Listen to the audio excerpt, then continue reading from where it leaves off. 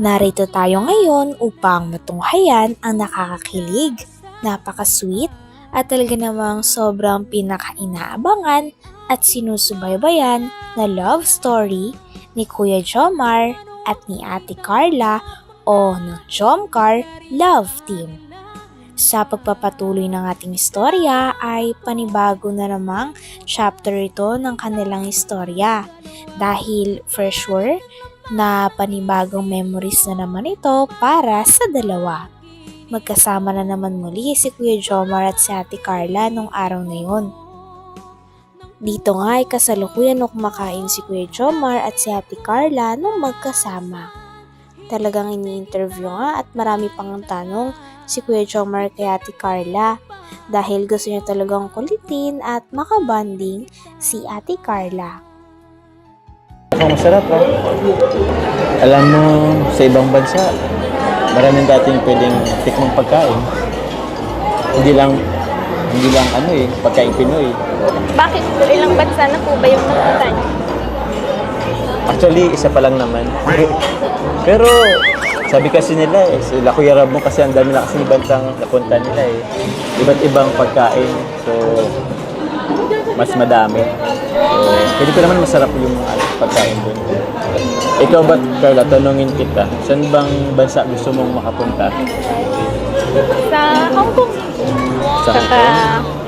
Thailand. Oo. Japan. Ang dami naman na sa bucket list mo ay pwede naman natin yan tuparin pa isa-isa. O sa isa-isa lang kasi ipon muna tayo. May naisip tuloy ako, Carla, at kaya kung bili tayo ng alkansya. Ipon, doon tayo mag-iipon. May alkansya po ako sa bahay. Oh? May alkansya? Baka naman yung alkansya nyo para sa inyo namang pamilya. Yung sa atin, iba naman. Yung pwedeng alkansya para pag mag-travel tayo. Yung pag mag-date tayo. Pwede rin tayong kumuha doon. Tapos, basta ang dami ko pang naiisip Game? Okay ba sa'yo yun? Sige na. Carl, first time mo bang makatim ng sila ice cream? Yes po. Yung first time mo. Uy, wag kasama talaga yun. Itong sili. Yan. Ako kukuha. Bakit? Kasama yun sa kinakain. Tayo mo nga po. Kakainin ko to? Yes po. Sige, basta sagutin mo ako. Sabi na lang natin. Patigim ako Subuhan kita Gusto mo? Ano? Bakit?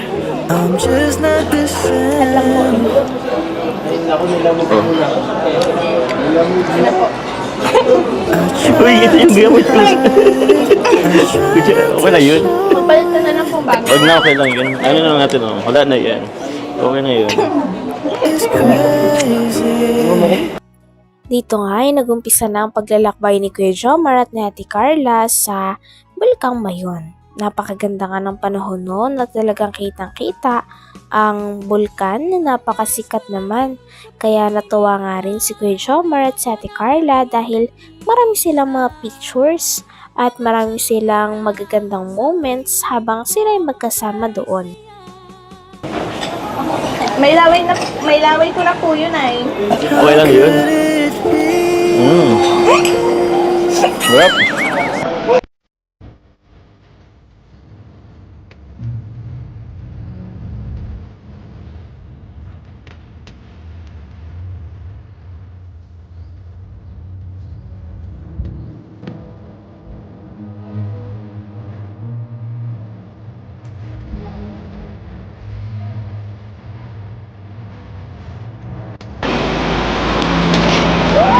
Teka lang. Ganda naman po dito. Ang ganda. Maganda? Sa baga, First time mo dito, Opo. Grabe. Maganda. Uy, mukhang nagpapapitan ng konti yung yung mayon. Ayu. Tingnan mo. Nagpapakita na. Kanina sobrang ulap niyan, kanina. Sobrang ganda. Sobrang ganda, Doon po tayo. Sige, tara. Dito pa, biyay! Ito, nakikita mo ba to? Ito yung simbahan dati na patabunan dahil nasa pagtuon ng Mayon. Wow! Ganda. Buti ka pa po ay, parang parati ka Bakit? po dito. Dati kasi yung high school pa ako, dito kasi kami madalas mag-tour nung high school pa. So nakailang beses na ako punta rito. Tara, dito tayo. Bawa ko na po ako sobrang excited. Teka. Karaan po. Tingnan mo, ang ganda oh. Malapit na magpakita. Sheesh. Grabe. Nung lakaran pa lang, nasa Palawan tayo. Ngayon nasa Alban na tayo. Nasa Mayon.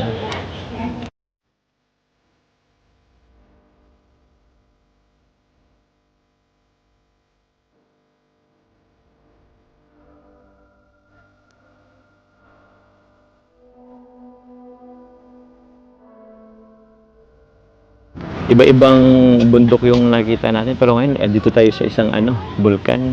Kaya nga po. Siyempre, dahil naman po yun kila Kuya Rab, sa Kalingap, Kaya siyempre nga. sa mga sponsor. Kaya grabe, sobrang salamat. Dito nga ay natutuwa nga si Kuya Jomar dahil maganda daw ang panahon. Kaya nakapag-picture sila at nakagala ng marami ni Ate Carla at mas nakita rin ang bulkang Mayon. Sabi pa nga ni Kuya Jomar na binabansagan nga daw na doon ang lugar na Magayon. At sinabi naman ni Ate Carla na alam niya raw ang word na Magayon, ibig sabihin ay maganda. Sabi naman ni Kuya Jomar ay parang si Ate Carla. Ito pa lang to sa Pilipinas. Excited ba kung if ever punta tayo ng ng ibang bansa? Siyempre po. Pero okay na bang tayong dalawa lang? Sabi ko, hindi. Mas masaya pa rin po pag madami, siyempre. Sa bagay.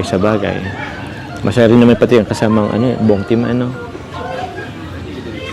Buti nga, maganda yung panahon ngayon.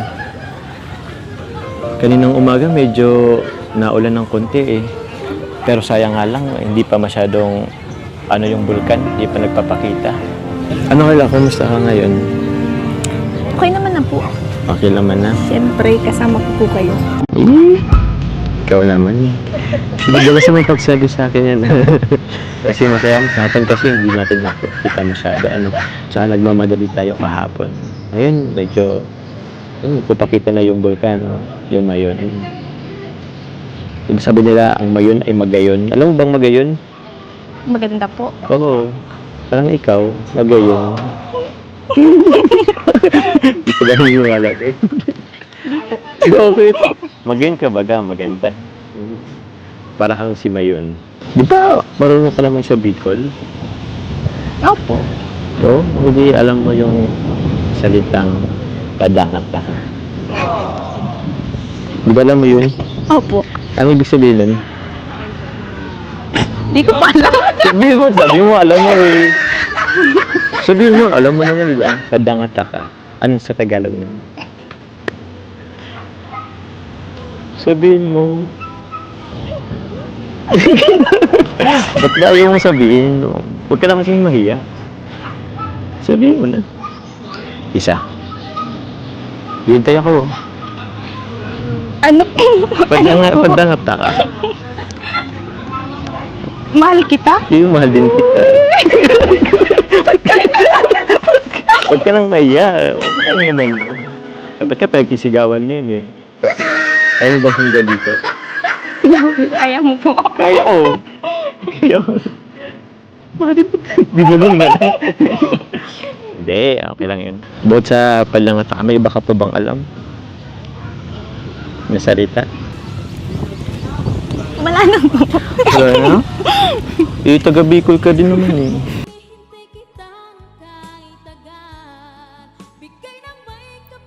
Hanggang dito na lamang muna ang ating nakakakilig, napaka-sweet at talaga namang sinusubaybayan at pinakainaabangan na love story ng Jomcar Love Team o ni Kuya Jomar at ni Ate Carla.